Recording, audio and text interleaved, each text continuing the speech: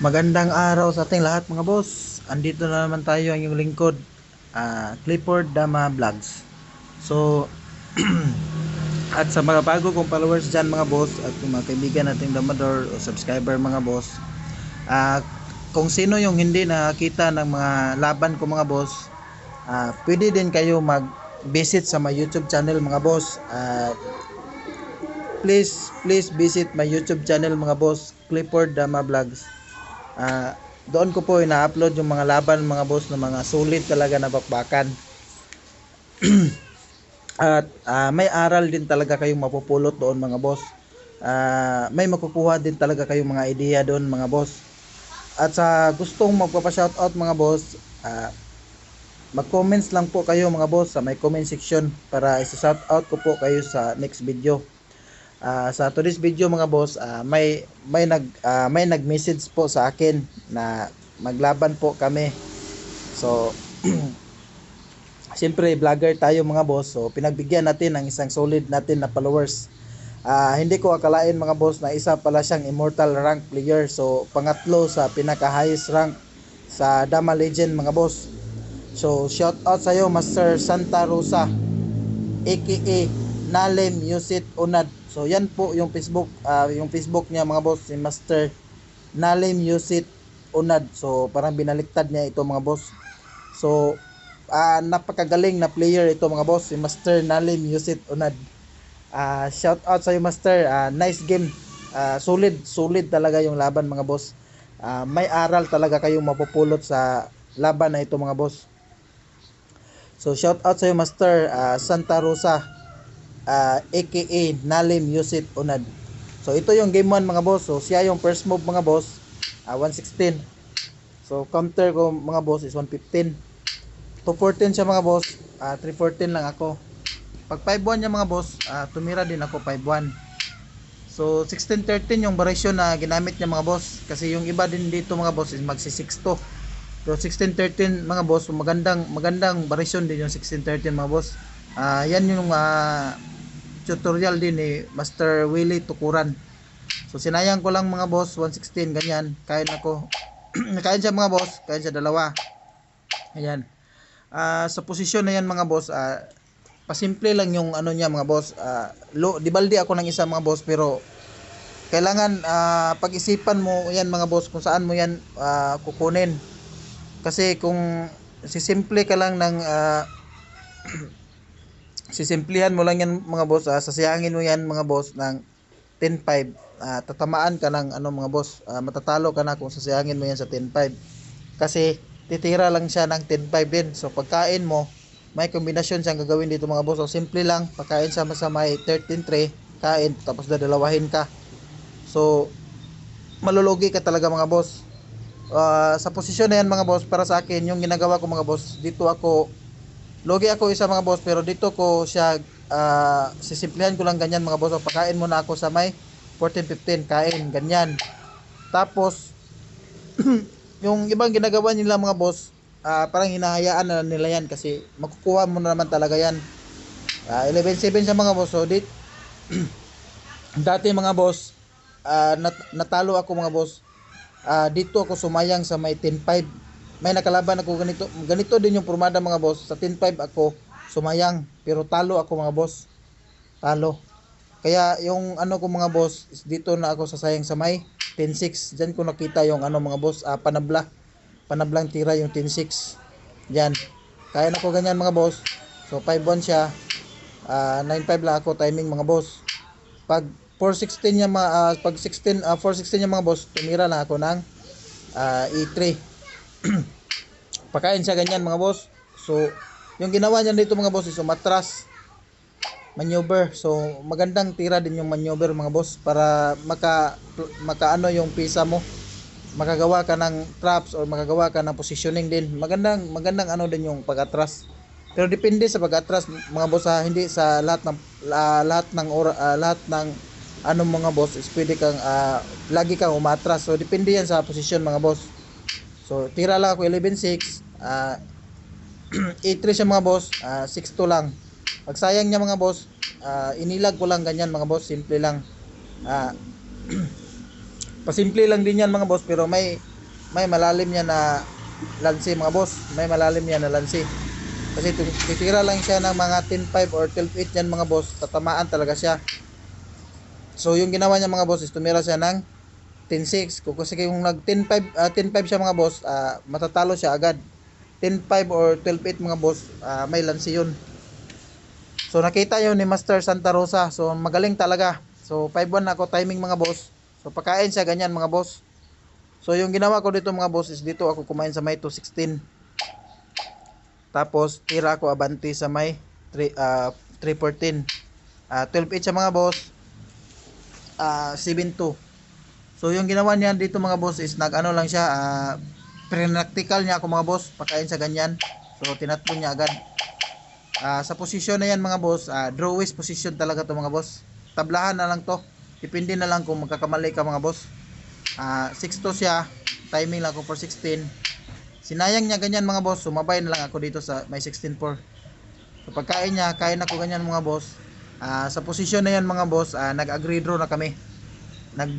Nag-draw na kami ni Master Master Santa Rosa. So shout out sa iyo Master. Nice game idol. Dito sa part na to mga boss, medyo ubusan na kami ng oras sa sobrang higpit ng bakbakan mga boss.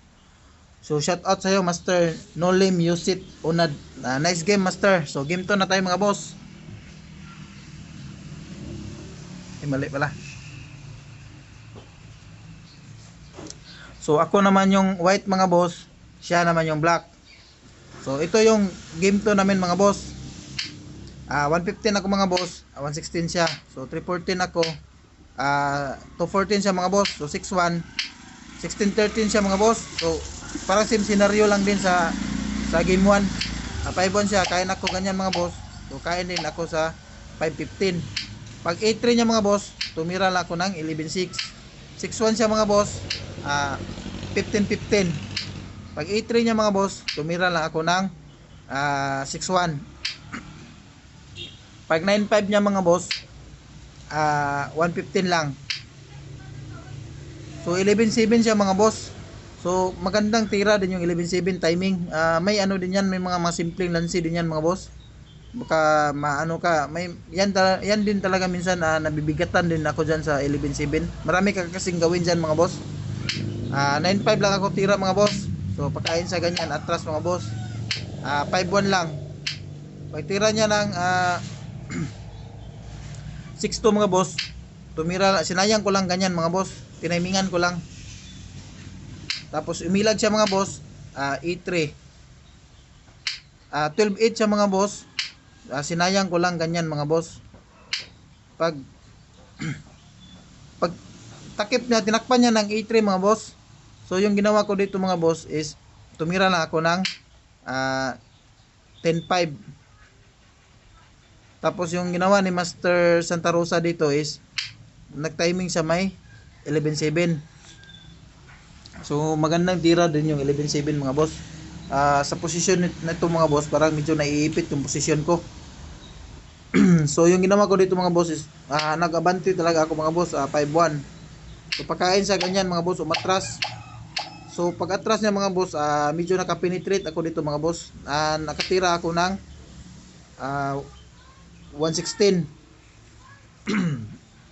Tapos ang ginawa ni Master Santa Rosa dito is tumira ng 7-2. So magandang tira din yung 7-2 mga boss. Kasi bawal siyang tumira ng 10-6 doon. Or magna 9-5 lang kasi tatamaan siya ng lansi. Matatalo siya. So magaling talaga. Magandang tira yung 10-6. So yung ginawa ko dito mga boss, 7-2. Mayroon tira 7-2. Pinakain ko lang ganyan mga boss. Kasi medyo nabilang ko din mga boss na mapipressure din siya. Kasi hindi siya makatira ng 11-7 kasi magpapakain lang ako. So mabibreak ko yung mga boss. So parang magwi-winning ako agad pag mabibreak ko yung naipit ko na pisa. Yun ginawa niya dito mga boss is nagtira siya ng 10-6. So dumiretso lang ako mga boss ganyan. Pag 6-2 niya, doon lang ako. Pag 11-6 niya mga boss, so magaling din talaga. May balak din talaga siyang patayin yung dama ko. So wala din ako magagawa mga boss. Ginama ko talaga. Kain ganyan mga boss, kain. So malulugi pala siya ng isa mga boss. So tumira lang ako ng 14-3 mga boss. 4-16 siya. 3-8 ako. So sa posisyon na yan mga boss, sumuko na po si Master Santa Rosa. So nice game sa iyo Master. Makapigil hininga yung laban mga boss. Napakasulit. Napakagaling talaga na player na ito mga boss. Yung kaninang laban mga boss, magdepende talaga yun sa ano mga boss, kasi kung ako yung medyo nahuli doon na timing mga boss, ako talaga yung matatalo. So magaling na player din ito mga boss, napakagaling. So shout out sa iyo Master. Nalim Yusit Unad. Nice game Master. Sa mga bago kong followers dyan mga boss, at yung mga kaibigan nating damador at subscriber mga boss, sana may aral kayo napulot doon sa laban na yun mga boss. So bago matapos itong video mga boss, may shout out lang ako. So shout out sa iyo Master Milren James ng Paranaque City. Master, shout out din sa iyo Master Nestor Piquero Balaga.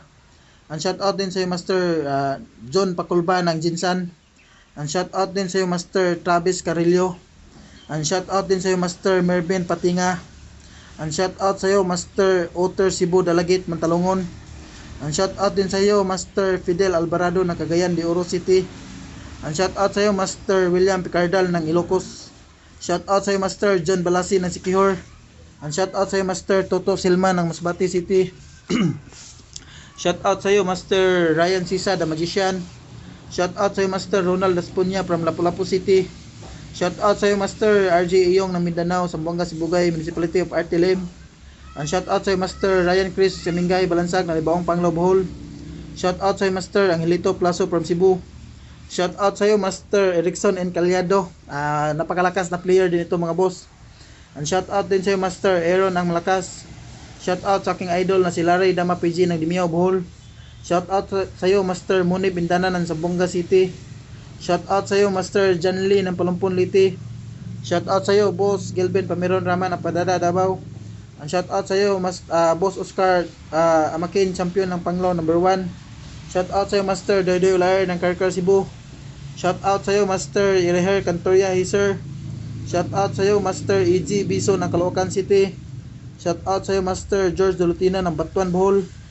Ang shout out sa iyo Master Roland Tranquilero Soberano ng Tibulis, South Cotabato. Shout out sa iyo Master Glenn Ray Ngujo aka Barbits ng Cebu. Shout out sa iyo Master Melvin Alauria. Ang shout out sa iyo Master Dondon ng Valenzuela City. So yun lang mga boss, magandang araw sa ating lahat.